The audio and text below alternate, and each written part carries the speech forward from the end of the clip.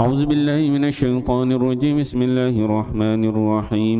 الحمد لله رب العالمين، والصلاة والسلام على أشرف الأنبياء والمرسلين وعلى آله وصحبه أجمعين. اللهم اغفر لنا ذنوبنا ولوالدينا وارحمهم كما ربونا صغارا، والجميع المسلمين والمسلمات والمؤمنين والمؤمنات الأحياء منهم والأموات، وتابع بيننا وبينهم بالخيرات. رب اغفر وارحم وأنت خير الراحمين. اللهم ربنا هب لنا من أزواجنا وذرياتنا قرة أعين واجعلنا للمتقين إماما. ربنا آتنا في الدنيا حسنة وفي الآخرة حسنة وقنا عذاب النار. اللهم اختم لنا بحسن الخاتمة ولا تختم علينا يا الله بسوء الخاتمة. وصلى الله على سيدنا محمد وعلى آله وصحبه وسلم، والحمد لله رب العالمين. تقبل الله منكم منا ومنكم تقبل يا كريم. السلام عليكم ورحمة الله وبركاته.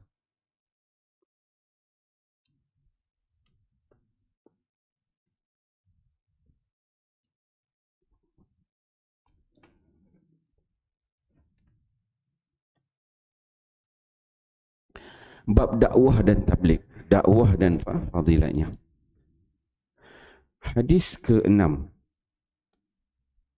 An Muhammad bin Uthman bin Hawshab an abihi an jaddihi qala lamma azharallahu Muhammadan arsaltu ilaihi arba'ina farisa ma abdi syar faqadimu alaihi bikitabi faqala lahu ma ismuka qala abdu syar qala bal anta abdul khair fabaya'ahu ala al-islam wa kataba ma'ahu al-jawab ila Hawshab dhi Zulaim fa amana Hawshab al-isabah.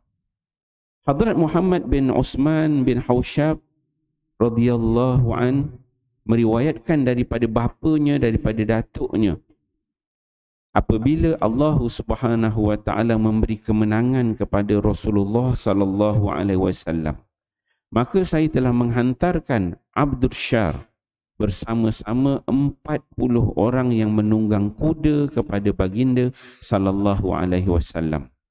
Mereka membawa surat saya pergi berjumpa Nabi sallallahu alaihi wasallam.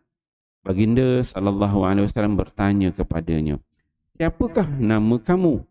Beliau menjawab, "Nama saya Abdul Syar," yakni orang yang jahat. Baginda sallallahu alaihi wasallam menjawab, "Tidak, kamu bukan Abdul Syar, orang jahat, bahkan kamu ialah Abdul Khair, orang yang baik." Selepas itu, baginda sallallahu alaihi wasallam telah mendakwah beliau kepada Islam. Lalu beliau pun memeluk Islam. Baginda sallallahu alaihi wasallam telah menerima janji setia beliau di atas Islam. Rawi mengatakan bahawa baginda sallallahu alaihi wasallam telah membalas surat tersebut dan menghantar surat itu kepada Hawshab, mendakwah beliau kepada Islam. Maka Hawshab pun telah beriman setelah membaca surat itu, Al-Isabah. Alhamdulillah, tuan-tuan, pagi ini kita membaca satu hadis Nabi sallallahu alaihi wasallam. Hadis di bawah tajuk dakwah dan tabligh, dakwah dan fadilatnya. Kita membicarakan tentang dakwah Nabi dan juga fadilatnya. Hadis yang ke-6. Hadis ini diriwayatkan oleh Muhammad bin Uthman bin Hawshab an abihi an jaddihi. Satu ni Muhammad, kemudian ayah dia nama Uthman, kemudian atuk dia nama Hawshab, 3 orang. Jadi yang cerita ni, cucu tu dia dapat cerita daripada ayah dia. Ayah dia dapat cerita pada ayah dia. Kan? Maksudnya cucu ni menceritakan atuk dia ni. Atuk dia ni lah yang sahabat kepada Nabi sallallahu alaihi wasallam, namanya Hausyab. Hausyab yang cerita ni. So cucu dia bawakan riwayat ni. Cucu dia bagi tahu, dia kata, nama Muhammad bin Osman bin Hausyab ni sebab dia sebut ni pada Al-Isabah. Al-Isabah ni kalau ilmu hadis dia Al-Isabah fi tamyiz sahabah. Yang membicarakan nak mengenali para sahabat. Nama ni bukan nama yang besar lah. Tapi diriwayatkan, diceritakan. Diceritakan atuk dia beritahu. Apa dia? Atuk dia cerita. Kalau ikut gaya cerita ni, atuk ni merupakan seorang pembesar suku kaum. Berdasarkan cerita ni lah. Pembesar suku kaum. Yang mana kata atuk dia ni, atuk Hausyab ni dia cerita, dia kata, lamma azharallahu Muhammad, ketika mana Allah Subhanahu wa taala memberi kemenangan kepada Nabi Muhammad sallallahu alaihi wasallam. Maksudnya ketika mana Nabi dah Amul Fathi lah, kita faham daripada teks hadis ni. Nabi dah menang dekat Mekah, Amul Fathi, pada ketika itu tahun ke-8 Hijrah. Dia kata, arsaltu ilahi arba'ina farisan ma Abdishar. Maka si Hausyab ni dihantar delegasi. Delegasi dia hantar apa dia? Dia ni ketua suku kaum yang besar, yang hebat. Dia hantar arba'ina farisan, 40 ekor kuda bersama dengan penunggang dia. Ni hulu balang dia 40 orang. Ma'a Abdishar, bersama dengan seorang dia punya ketua dia dekat situ, nama dia Abdishar. Abdishar dia. Kemudian faqadimu alaihi fi kitab. Kata Hausyab ni diceritakan, maka anak-anak buah dia ni 40 orang dengan bos ketua Abdishar ni jumpa dengan Nabi sallallahu alaihi wasallam, bawa surat daripada Abdishar ni. Kan dia biasa apabila Islam mana-manalah, kalau kita tengok dalam sejarah Islam, apabila satu pihak tu dia menang, dia dah hebat, maka akan ada golongan-golongan orang sekeliling yang kecil-kecil lah, yang tak kuat ni pergi nak bai'ah, nak memberikan bai'ah. Maka dia orang ni bawa surat. Suku-suku kaum tulis surat, ketua dia Hausyab ni suruh Abdishar ni bawa dengan 40 orang delegasi tentera dia. Kemudian datang jumpa Nabi sallallahu alaihi wasallam, nak memberikan taat setia, bai'ah. Dia kata, faqala lahu, maka bila jumpa dengan Nabi, Abdishar ni dia kata, Nabi tanya kepada dia kata, ma ismuka, siapa nama engkau? Dia kata, ketua ni lah besar ni bagi surat, dia tanya, nama kau siapa? Dia kata kan, qala Abdishar. Dia kata, nama aku Abdishar. Dia kata, Nabi ni tengok dia punya bagaimana cara ni, katakan dakwah dan fadilat ni. Nabi ni bila dia tengok, boleh dapat jawapan, satu jawapan dia. Abdishar ni maksud dia hamba yang jahat lah, kata penjahat lah, kata kan, orang jahat. Abdishar, hamba yang jahat, tunjuk dia orang jahat kan. Nabi bila dengar itu dakwah Nabi, dia kata, bal anta Abdul Khair. Tak, dia kata, bahkan kau ni orang yang sangat baik. Tengok mula Nabi dia memberikan satu gambaran awal. Orang datang, delegasi datang tu, walaupun golongannya mulanya kafir, tapi dia terus dengan hati yang lunak, baik, memberikan, bal anta Abdul Khair, kau ni orang baik, dia kata kan, walaupun tak Islam lagi. Tengok cara dakwah Nabi tu bagaimana dia. Kemudian bila Abdishar tu dia dah bagi surat, dia dah sembang-sembang dengan Nabi, fabaya'ahu 'alal Islam.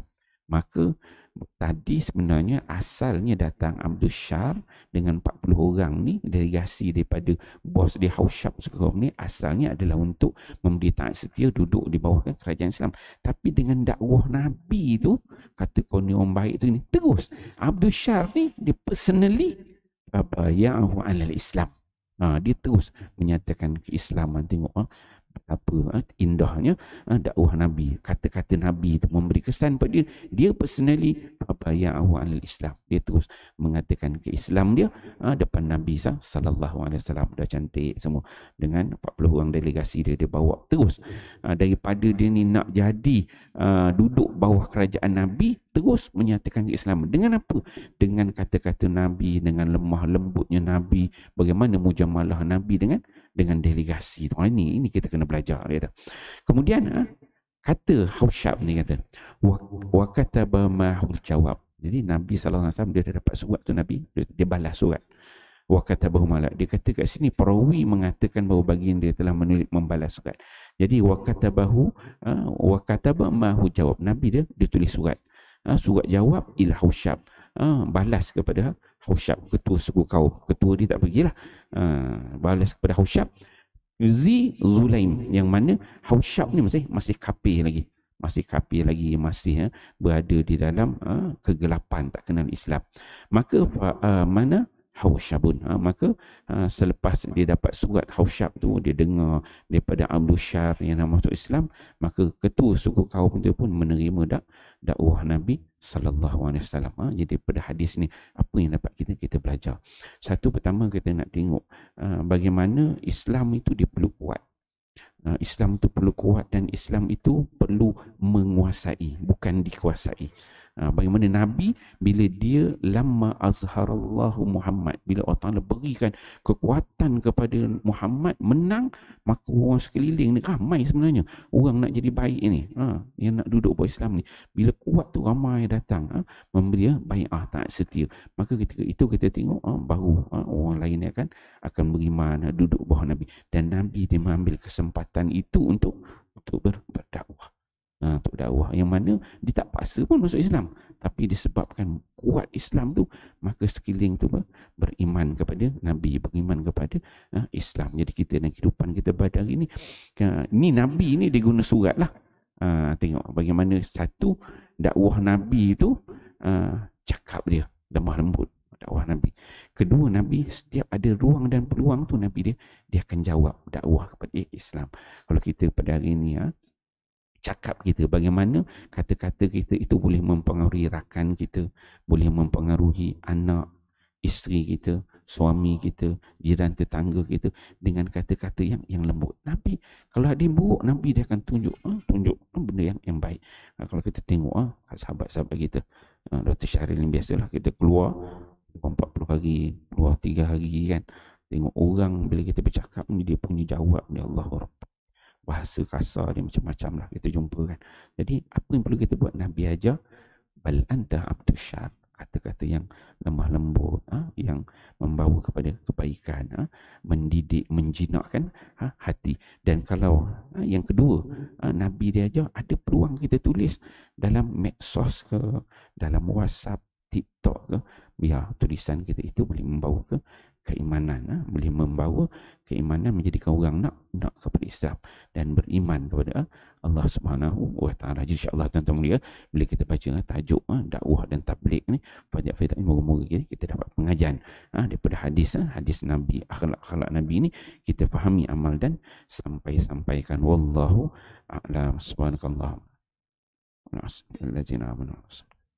Sallallahu ala Muhammad, sallallahu alaihi wasallam, sallallahu ala Muhammad, sallallahu alaihi wasallam. Ya Nabi salam alaika, ya Rasul salam alaika, ya Habib salam alaika, sallallahu alaika, sallallahu ala Muhammad, sallallahu alaihi wasallam, sallallahu ala Muhammad, sallallahu alaihi wasallam. Nabi salam alaika, ya Rasul salam alaika, ya